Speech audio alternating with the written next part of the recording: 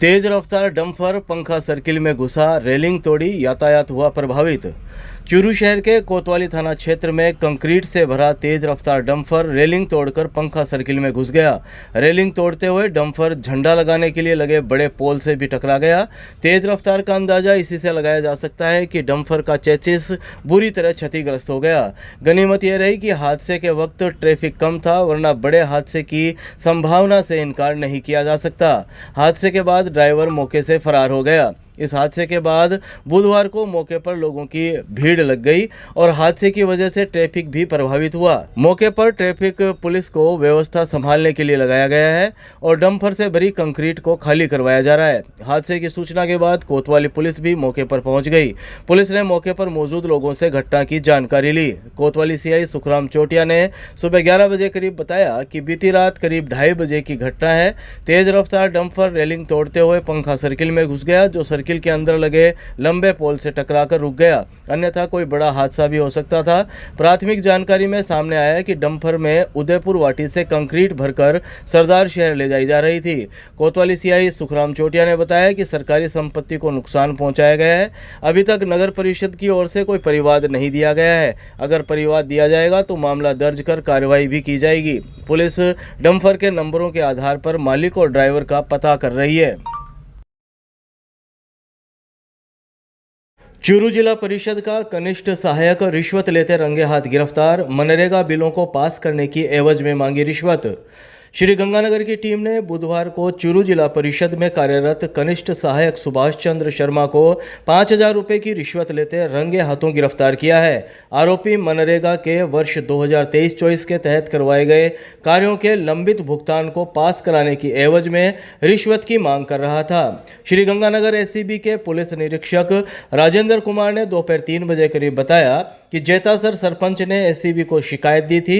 शिकायत के अनुसार आरोपी ने कुल 15,000 रुपये की रिश्वत मांगी थी। आरोप है कि उसने पहले ही 10,000 रुपये फ़ोन पे के माध्यम से ऑनलाइन ले लिए थे तथा शेष 5,000 रुपये नगद देने के लिए दबाव बना रहा था। रिश्वत नहीं देने पर भुगतान अटकाने और फाइल लंबित रखने की धमकी दी जा रही थी। एसीबी ने शिकायत का सत्यापन करने के बाद ट्रैप की कार्यवाही की योजना बनाई। बुधवार को श्रीगंगानगर एसीबी के पुलिस निरीक्षक राजेंद्र कुमार के नेतृत्व में टीम ने जिला परिषद परिसर के पास एक चाय की थड़ी पर जाल बिछाया। जैसे ही आरोपी ने परिवादी से 5,000 रुपये की नगद रिश्वत ली, टीम ने उसे मौके पर ही दबोच लिया।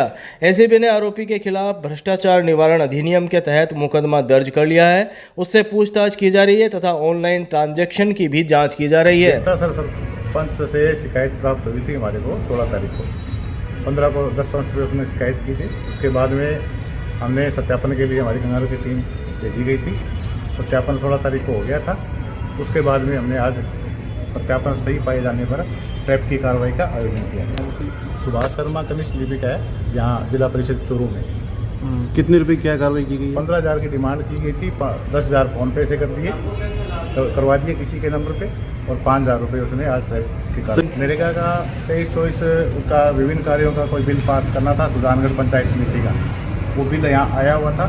उसकी पास करने की एवज में वो रिश्वत की राशि सरकार के विभिन्न कार्यों का कोई बिल था।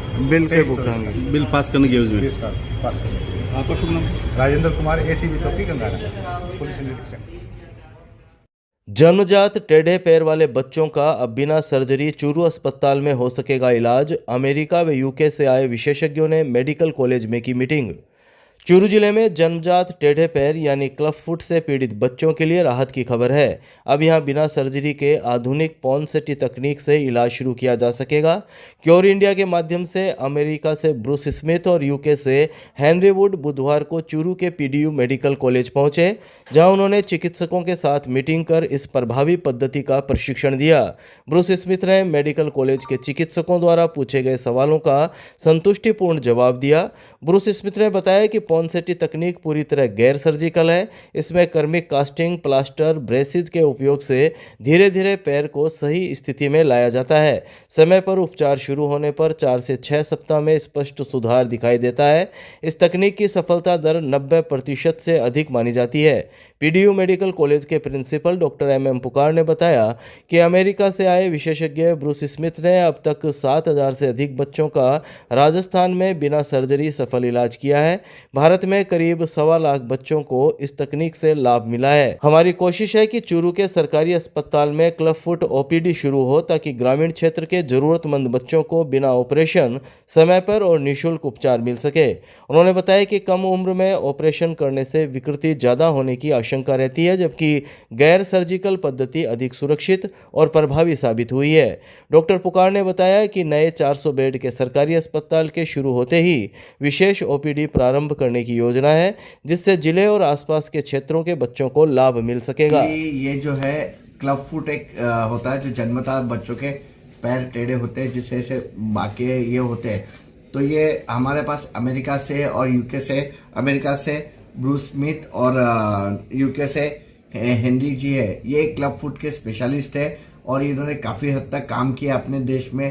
भारत में लगभग 1.25 लाख से भी अधिक मरीजों को इन्होंने इलाज किया है और राजस्थान में 7,000 से ज़्यादा पेशेंट का इलाज किया। तो इनकी मंशा है कि इनकी एक ओपीडी यहाँ पे पीडीयू मेडिकल कॉलेज में चालू कर दी जाए वीक में एक बार, ताकि ये बच्चों का ऑपरेशन ना करते हुए ये प्लास्टर के जरिए ही उस डिफॉर्मिटी को ये ठीक करेंगे। क्योंकि बच्चों में अगर नवजात में अगर ऑपरेशन करते हैं तो स्कार्स वगैरह होकर ज़्यादा डिफॉर्मिटी होने के चांसेस है, क्योंकि उनके शरीर बढ़ते रहता है। इसके लिए ये इस क्लब फुट मैनेज करने में एकदम एक्सपर्ट्स है। तो इन्होंने आके अपना नॉलेज यहाँ पे शेयर किया, जिसके लिए हमारे पीडियाट्रिशियन, ऑर्थोपेडिशियन और फिजियोथेरेपिस्ट सब मौजूद थे। इनके इसमें इन्होंने ये CME कंडक्ट की। ये बहुत जल्द अपनी सेवाएं चालू हो जाएगी। जैसे अपना नया हॉस्पिटल हैंडओवर होता है, इसमें इनको एक OPD दी जाएगी जो उसमें वो करेंगे। I love children, I love mothers who love their children, and I love doctors who help mothers with their children. So I have a great deal of respect for doctors who are willing to help children with clubfoot deformity. That's my motivation. I think that the orthodox and the pediatricians here are excellent. I think that they are well motivated. I think that they're well trained. I think that all they need is an opportunity to do good work. And so this place is going to be the place where they can be of help to the community in Churu. Well, I saw a lot of willing people. I saw a lot of doctors who were willing to listen, and my hope is that they were encouraged by what I had to say. We as Cure are here to help, and we want to be a help to these doctors and to the mothers that they serve. राजकीय भर्ती अस्पताल से लापता युवती का नहीं लगा सुराग, परेशान परिजनों ने अब एसपी से लगाई गुहार। चूरू शहर के राजकीय भर्ती अस्पताल से 21 वर्षीय युवती के लापता होने के मामले ने तूल पकड़ लिया है। कोतवाली थाना में गुमशुदगी दर्ज होने के बावजूद युवती का कोई सुराग नहीं लगने से परेशान परिजनों ने बुधवार को एसपी दफ्तर पहुंचकर गुहार लगाई।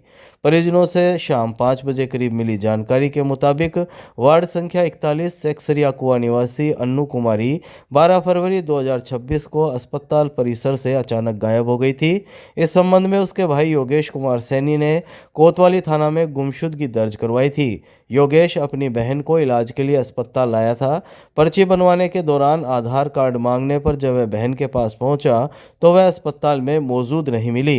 परिजनों ने अस्पताल परिसर और आसपास के क्षेत्र में तलाश की, लेकिन उसका कोई सुराग नहीं लगा। युवती मानसिक रूप से कमजोर बताई जा रही है तथा उसके पास मोबाइल और पैसे भी नहीं थे। मामले में 7 दिन बीत जाने के बावजूद ठोस कार्यवाही नहीं होने से नाराज परिजनों ने बुधवार को एसपी को ज्ञापन सौंपकर युवती को शीघ्र तलाश की मांग की है। ज्ञापन में आरोप लगाया गया है कि पुलिस इस मामले की जांच में अपेक्षित गति नहीं दिखा रही है।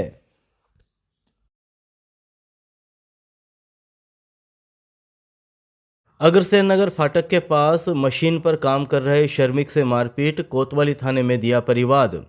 चूरू शहर के अग्रसेन नगर फाटक के पास एक कंपनी में मशीन पर कार्य कर रहे श्रमिक के साथ मारपीट का मामला सामने आया है। इस संबंध में पीड़ित ने कोतवाली थाने में परिवाद दिया है।